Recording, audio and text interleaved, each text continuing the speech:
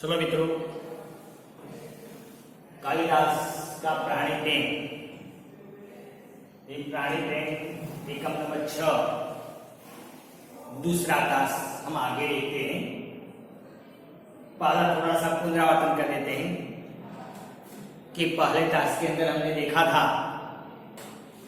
कि एक हरिण शावक जो घायल हुआ है किसी के बाण से, और वह हरिण शावक को कालिदास अपने बाहों में लेकर पुचकारते हैं, उसको सराहते हैं, उसे उलाहना देते हैं। घायल है वह।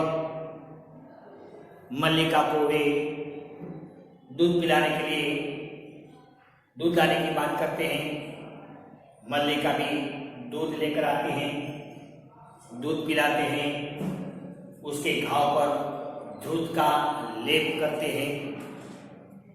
इसी प्रकार कालिदास मल्लिका और हिरण शावक के बीच में चर्चा होती थी। कोई अपरिचित व्यक्ति ने इसे घायल किया है, वैसी बात मल्लिका कह रही थी कि मेरी माँ ने कहा था कि यहाँ 2-3 अपरिचित व्यक्ति को मैंने देखा था, और ऐसे लोग जब यहाँ आते हैं तो कोई अनिष्ट होता। यह भी बात देखी। अब जब दूध पिला रहे थे उसी समय दंतुल वहां प्रवेश करता है। दंतुल देहली से उसके द्वार पर आ जाता है, और द्वार पर आकर वह कालिदास से क्या बात करते हैं यह हम दूसरे दास में देखते हैं। तो देखें, दंतोल बढ़कर उनके निकट आता है। देहली पर से दंतोल द्वार पर आ जाता है। दूध पिलाकर इसके कोमल मांस को और कोमल कर लेना चाहते हो? प्रश्न करता है दंतोल कालिदास को कि ये हिरण का बच्चा है, उसका शरीर कोमल तो है, इसका शरीर नाजुक तो है, यह मेरा शिकार है, और तुम यही हिरण को दूध पिलाकर और कोमल करना चाहते हो ताकि मुझे ऐसा कोमल हिरण मिले? क्या मेरे लिए तुम ये सब कर रहे हो? कालिदास और मल्लिका चौंक कर उसे देखते हैं। मल्लिका और कालिदास एक दिन एकदम चौंक उठते हैं, सकते में पड़ जाते हैं कि ऐसा अपरिचित व्यक्ति यहाँ कैसे, और कौन है यह, क्यों आया है यहाँ? मल्लिका हरिण शावक को लिए थोड़ा पीछे हट जाती है। कालिदास के पास जो हरिण शावक था वह मल्लिका अपने पास रहती है, मानो कि वह बचाने की कोशिश कर रही हो। उसी प्रकार वह बच्चे को लेकर थोड़ा अलग हट जाती है, पीछे की ओर हट जाती है। कालिदास दूध का भाजन आसन पर रख देता है। कालिदास के हाथ में जो दूध का पात्र था वह दूध का पात्र भी कालिदास थोड़े दूर रख देता है। कालिदास, जहां तक मैं जानता हूं हम लोग अपरिचित हैं, मतलब परिचित नहीं। कालिदास कहता है कि मैं जब तक जानता हूं मुझे तुम परिचित नहीं लगते, मतलब हम और तुम कभी मिले हो वैसे व्यक्ति नहीं, तुम मेरे लिए एकदम अपरिचित व्यक्ति लग रहे। तुम्हारा एक अपरिचित घर में आने का साहस कैसे हुआ? परिचित का विरोधी होता है अपरिचित। यह मेरा घर तुम्हारे लिए अपरिचित था, ना मैं तुम्हें जानता हूं ना तुम मुझे जानते हो, और फिर ऐसे अनजान के घर में आने का तुम्हारा साहस कैसे हुआ? तुमने ऐसा दुस्साहस कैसे किया? ना मैं तुम्हें जानता हूं, तुम ना मुझे जानते हो, और फिर तुम एकाएक मेरे घर के द्वार पर आ गए, ऐसा क्यों? दंतुल एक बार मल्लिका की ओर देखता है और फिर कालिदास की ओर।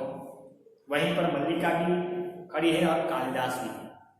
इसलिए दंतुल बारी बारी से दोनों की ओर देखता है। थोड़ी देर कालिदास की ओर देखता है, थोड़ी देर मल्लिका की ओर देखता है।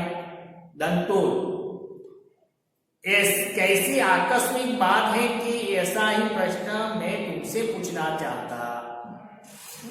ऐसी अचानक ऐसी बात है कि यह प्रश्न तो मैं तुम्हें पूछना चाहता हूं। जो प्रश्न तुमने मुझे पूछा वह प्रश्न वास्तव में मुझे तुम्हें पूछना चाहिए था। तुमने तो मुझे कहा कि तुम अपरिचित हो, मेरे घर पर क्यों आए, तो मुझे भी तुम्हें ऐसा ही प्रश्न पूछना चाहिए था। क्या कि हमारा कभी का परिचय नहीं, फिर भी मेरे बाण से आहत हरिण को उठा ले आने में तुम्हें संकोच नहीं हुआ कि तुम्हारा और मेरा कोई संबंध नहीं, तुम और हम एक दूसरे को जानते नहीं, फिर भी मैंने अपने बाणों से ये हरिण के बच्चे को घायल किया है। ये हरिण का शावक मेरा शिकार है, ये मेरी संपत्ति है, इसके पर मेरा अधिकार है। फिर तुम मुझे पूछे बिना ये बच्चे को उठाकर लाए क्यों? तुम तो मुझे जानते नहीं थे और ना मैं तुम्हें जानता था, तो तुमने ये मेरा हक जताने की कोशिश क्यों की? या तो कहो कि द्वार तक रक्त बिंदुओं के चिन्ह बने हुए हैं, अन्यथा इन बादलों से घिरे दिनों में तुम्हारा अनुसरण कर पाता। ये तो भगवान की मेहरबानी है कि मैं यहां तक आ गया, अपने लक्ष्य तक पहुंच गया, वरना तो बरसात की समय है, काले बादल छाए हुए हैं, चारों ओर अंधियारा है, रास्ता भी ठीक तरह से दिखे वैसा नहीं। ये तो भगवान की कृपा हुई कि हिरण के बच्चे के शरीर में से जो नीचे टपके हुए लहू के चिन्ह हैं, वह चिन्हों के साथ साथ मैं यहां तक आया। अनुसरण एक शब्द है, अनुसरण।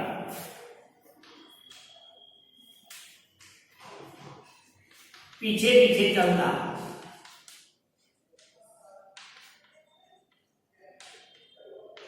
ये तो भगवान की कृपा मानो कि हिरण के बच्चे के शरीर से यह जमीन पर टपके हुए लहू के बिंदु को निशानी बनाकर मैं तुम्हारे घर तक आया, वरना मुझे कैसे पता चल जाता कि मेरा शिकार कहाँ गया। तो देखिए यहां प्रश्न बनता है कि दंतुल कालिदास के घर तक कैसे पहुंचा। तो हिरण के बच्चे के शरीर में से नीचे टपके हुए रक्त बिंदुओं को निशान बनाकर वह कालिदास के घर तक पहुंचता। कालिदास, देख रहा हूं कि तुम इस प्रदेश के निवासी नहीं हो, प्रदेश में निवास करने वाले निवासी। मैं तुम्हें देखता हूं, आप मेरे लिए अपरिचित हो, इसलिए मैं यकीन कर सकता हूं कि तुम हमारे प्रदेश के रहने वाले नहीं, तुम इस इलाके में रहने वाले नहीं। दंतुल व्यंग्यात्मक हंसी हंसता है, व्यंग्यात्मक कटाक्ष में। दंतुल एक कटाक्ष भरी हंसी हंसता। दंतुल, मैं तुम्हारी दृष्टि की प्रशंसा करता हूं। देखिए एक शब्द है दृष्टि, नजर। दंतुल कहता है कि मैं तुम्हारी नजर की प्रशंसा करता हूं, बखान करता हूं कि मुझे देखने से ही तुम्हें पता चल गया कि मैं इस प्रदेश का रहने वाला नहीं हूं। मेरी वेशभूषा ही इस बात का परिचय देती है कि मैं यहां का नहीं निवासी नहीं। मेरी वेशभूषा ही बता देती है, मेरा पहन वेश ही बता देता है कि मैं तुम्हारे इलाका में रहने वाला व्यक्ति नहीं। शायद मुझे मालूम हो गया कि मेरे पहन वेश, ये मेरी वेशभूषा को देखकर आपको पता चल गया है कि मैं तुम्हारे प्रदेश का रहने वाला नहीं हूं। कालिदास, मैं तुम्हारी वेशभूषा को देखकर नहीं कर रहा। हे राजपुरुष, मैं तुम्हारी वेशभूषा को देखकर ऐसा अनुमान नहीं करता कि तुम हमारे प्रदेश के रहने वाले हो या नहीं। दंतुल क्या कहता है? तो क्या मेरे ललाट की रेखाओं को देखकर, प्रश्न करता है, तो मेरे ललाट में जो रेखाएं हैं वह रेखाओं को देखकर तुम्हें पता चल गया कि मैं यहां का रहने वाला नहीं। अगर तुम वेशभूषा से मुझे पहचाना नहीं हो तो मुझे ऐसा लगता है कि मेरे ललाट में जो रेखाएं हैं वह रेखा को देखकर आपको पता चल गया होगा कि मैं यहां का रहने वाला नहीं। जान पड़ता है चोरी के अतिरिक्त सामुद्रिक का भी अभ्यास करते हो। देखिए सामुद्रिक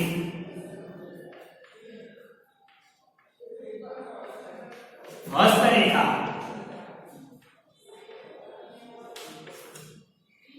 मुझे ऐसा लगता है कि आप चोरी करना तो जानते हैं, ये मेरा शिकार तुम उठाकर अपने घर लाए हो, इसलिए आप चोर तो हैं, लेकिन चोरी की विद्या तो आप जानते हैं। और साथ साथ मुझे ऐसा लगता है कि आप सामुद्रिक विद्या हस्तरेखा भी जानते। दंतु ने ऐसा क्यों कहा? क्योंकि कालिदास ने कहा ना कि मैंने तुम्हारे पहनवेश से नहीं पहचाना, इसलिए दंतु को कहना पड़ता कि तो ऐसा लगता है कि तुम और कोई विद्या भी जानते हो कि जिस विद्या के आधार पर तुम्हें मुझे पहचान लिया। मल्लिका चोट खाई से कुछ आगे आती। मल्लिका थोड़ी आगे बढ़ती है। मल्लिका, तुम्हें ऐसा लांछन लगाते लज्जा नहीं आती? लांछन, दोष। अपने पिता पर जब दंतु ने ऐसा दोष लगाया कि तुम चोर हो, तब मल्लिका से रहा गया नहीं। मल्लिका फौरन आगे आई और उसे कहने लगी दंतु से कि मेरे पिताजी को तुम ऐसे लांछन लगा रहे हो, मेरे पिताजी को तुम ऐसा दोष दे रहे हो, क्या तुम्हें लज्जा, क्या तुम्हें शर्म नहीं आता क्या? दंतु, क्षमा चाहता हूं देवी। दंतु मल्लिका की क्षमा मांगता है, माफी मांगता है, परंतु यह हरिण सावक जिसे बाहों में लिए हैं वह मेरे बाण से आहत हुआ है, इसलिए यह मेरी संपत्ति है, मेरी संपत्ति मुझे लौटा तो दोगी। लेकिन मेरा कहने का मतलब यही है कि तुम्हारे हाथ में जो हरिण शावक है, जैसे तुम अभी प्यार कर रहे हो, कुछ कर रहे हो, वह हरिण शावक के शरीर पर जो घाव दिखता है वह घाव मेरे बाणों से हुआ है। मैंने अपने बाणों से उसे घायल किया है, इसलिए ये हरिण का बच्चा मेरा है, इसके पर मेरा अधिकार है। तो क्या तुम मेरा अधिकार मुझे वापस नहीं लौटाओगी? क्या मुझे मेरी संपत्ति वापस नहीं दोगी? क्या मुझे लौटा तो दोगी? कालिदास, इस प्रदेश में हरिणों का आखेट नहीं होता राजपुरुष, आखिर सुन रहे हैं। शिकार और राजपुरुष शब्द आया, राजा का पुरुष, तत्पुरुष समास है।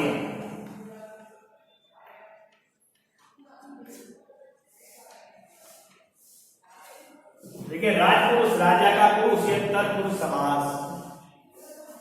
तो बताया कि इस प्रदेश में हरिणों का आखेट नहीं होता राजपुरुष। कालिदास कहते हैं कि हे राजपुरुष जैसे ना जान पड़ते हो, हमारा यह प्रदेश है और यह प्रदेश में इसी प्रकार प्राणियों का शिकार करना निषेध है, प्राणियों को मारना मना है। तुम बाहर से आए हो, बाहर दूसरे इलाके से, इसलिए इतना ही पर्याप्त है कि हम इसके लिए तुम्हें अपराधी न माने। तुम बाहर से आए हो, तुम इस इलाके में रहने वाले नहीं हो, इसलिए हमारे इलाके के जो नीति नियम है वह तुम जानते नहीं। इसलिए हम मानते हैं कि तुमने जो यह गुनाह किया है, यह अपराध किया है, वह जानबूझकर किया नहीं, क्योंकि तुम हमारे इलाके की रस्म जानते नहीं। इसलिए हम ऐसा मानते हैं कि तुमने जो अपराध किया है वह जानबूझकर नहीं किया, इसलिए हम तुम्हारा यह गुनाह माफ करते हैं, हम तुम्हें निरपराधी मानते, क्योंकि आपने यह जानबूझकर किया है वैसा हम मानते नहीं, क्योंकि तुम हमारे इलाके में प्राणियों को मारना मना है, ऐसी बात जानते नहीं होगी, इसलिए हम तुम्हें अपराधी मानते नहीं। दंतु, तो राजपुरुष के अपराध का निर्णय गांववासी करेंगे। क्या तुम मुझे अपराधी नहीं मानते? तो क्या यह गांव में रहने वाले लोग हैं, वे लोग क्या मुझे अपराधी मानेंगे? क्या मैं अपराधी हूं या निरपराधी हूं, इसका फैसला गांव वाले करेंगे। ग्रामीण युवक अपराध और न्याय का शब्दार्थ भी जानते हो। फिर दंतु कहता है कालिदास को ग्रामीण युवक कहता है कि ग्रामीण युवक, यह न्याय और अपराध का शब्दार्थ भी तुम जानते हो कि न्याय और अपराध क्या है, इसका अर्थ भी तुम जानते हो।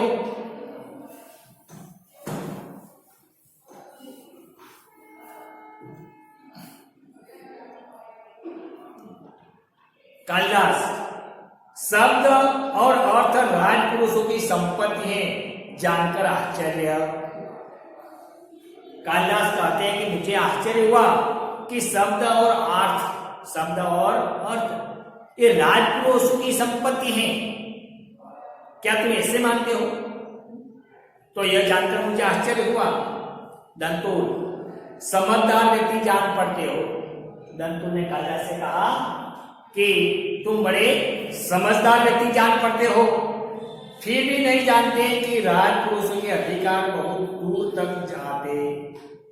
जान पड़ता है कि तुम बड़े समझदार आदमी हो, तो आपको ये भी जान लेना चाहिए कि जो राजा होते हैं या राजा के सेवक होते हैं उसका अधिकार दूर दूर तक जाता। वह जहां जाए वही अपना अधिकार, जहां उसकी नजर चले वह प्रदेश अपना जो करना है वो कर सकते हैं, क्योंकि राजा का अधिकार सब पर होता है। इसलिए तुम ये बात को ठीक तरह से जानते होंगे कि राजा का अधिकार होता है या राजपुरुष का अधिकार होता है वह दूर दूर तक होता। मुझे देर हो रही है, यह हरिण शावक मुझे दे, मुझे मेरे प्रदेश में जाना है, मुझे देर हो रही है। अब मेरा शिकार, मेरा आखिर, ये मेरा हिरण मुझे दे दो। आप मुझे दे दोगे तो मैं यहां से चला जाऊंगा। कालिदास कहता है कि हरिण शावक इस पार्वत्य भूमि की संपत्ति है। देखिए पार्वत्य भूमि,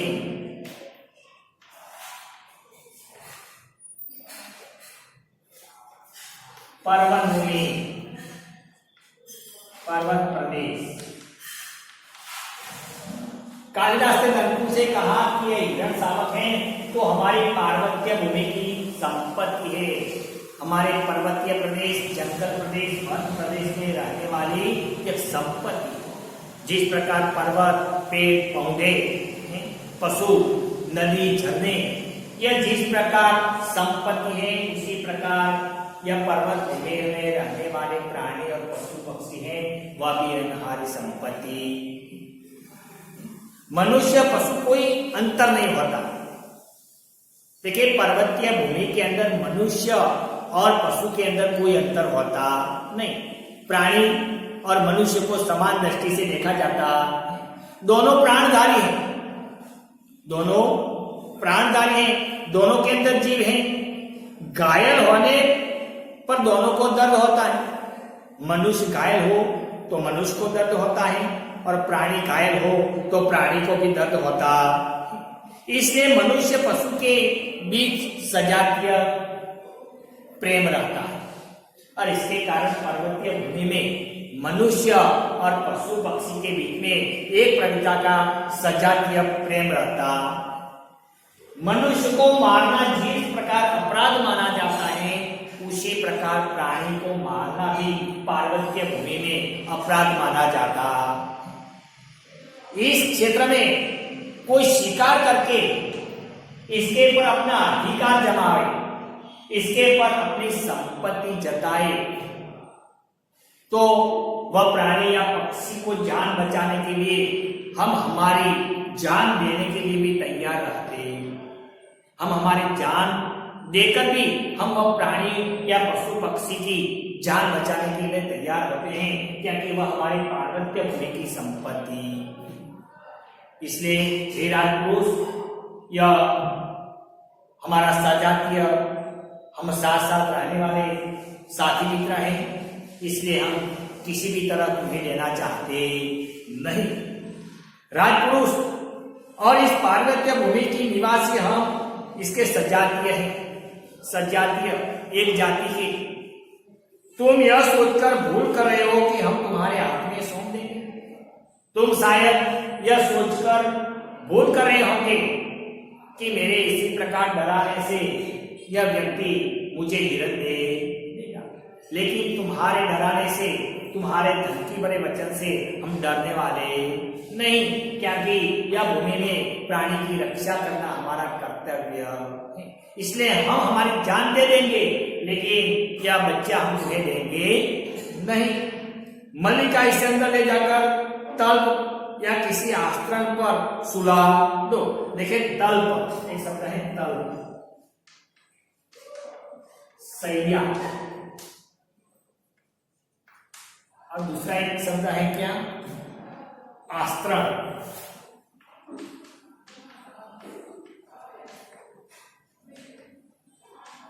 बिछौना। फिर वो अपनी बेटी मल्लिका से कहते हैं, मल्लिका या हिरण साव को लेकर तो अंदर जा और सैया पे या बिछौना पर उसको सुला दे। इसी प्रकार कालिदास अपनी बेटी को आदेश देते हैं। अंबिका से अंदर से आती का, अंबिका कौन है, वह कालिदास की पत्नी है, वह मल्लिका की मां है। वह फौरन कालिदास की आवाज सुनकर घर में से बाहर निकलती, बोलती है क्या, अंबिका इस घर के तल्प और आश्रम हरिण सावकों के लिए नहीं। वह कहती है घर के अंदर जो सैया है, तल्प है, आश्रम है, वह ऐसे हिरण के बच्चे के लिए, ऐसे प्राणियों के सोने के लिए नहीं है। मल्लिका तुम देख रही हो मां? मल्लिका अपनी मां से कहती कि मां तू देख रही है यह बच्चा कितना घायल है, ये शिकारी उसको लेने के लिए आया है, हम उसको बचाना चाहते हैं, क्या तुम इसके पर दया नहीं आती तुम्हें? अंबिका मैं देख रही हूं इसलिए तो कह रही हूं। अंबिका ने कहा कि मैं देख रही हूं इसलिए तो तुम्हें कह रही हूं। तल्प और आश्रम मनुष्य के सोने के लिए है, पशुओं के लिए नहीं। यह तल्प और आश्रम है, बिछौना, ये मनुष्य के सोने के लिए बनाए गए हैं। ये ऐसे जंगली जानवरों के लिए, ऐसे पशु पक्षियों के लिए ये मेरा घर का बिछौना या मेरा घर का तल्प आश्रम के लिए नहीं है। कालिदास इसे मुझे दे दो मल्लिका। मल्लिका के पास जो हिरण का बच्चा है, कालिदास कहते हैं कि ये मल्लिका, ये हिरण का बच्चा तो मुझे दे। दूध का भाजन नीचे रख देता है, कालिदास के पास जो दूध का पात्र है वो कालिदास नीचे रख देता है और बढ़कर हरिण साव को अपनी बाहों में ले लेता और आगे बढ़कर मल्लिका के पास जो हिरण का बच्चा है वह बच्चा कालिदास अपने पास ले लेता है। इसके लिए मेरी बाहों का आश्रय ही पर्याप्त है। क्या तेरी माँ अपने घर का तल्प आश्रय बिछौना नहीं देगी तो कोई बात नहीं, यह बच्चे के लिए मेरी बाहों ही काफी है। वह मेरी बाहों में ही झूलेगा, मेरी बाहों में ही वह सोएगा, मेरी बाहों में उसका तल्प भी है, मेरी बाहों इसके लिए आश्रय बनेगा, तो मुझे दे। मैं इसे घर ले जाऊंगा, द्वार की ओर चल देता। और कालिदास कहता है कि मैं इसे घर ले जाऊंगा और इसी प्रकार कालिदास बच्चे को लेकर वहीं से चल देता। दूसरा एक काम यहाँ समाप्त करते हैं, आगे के बाद हम तीसरे कमरे देखते हैं।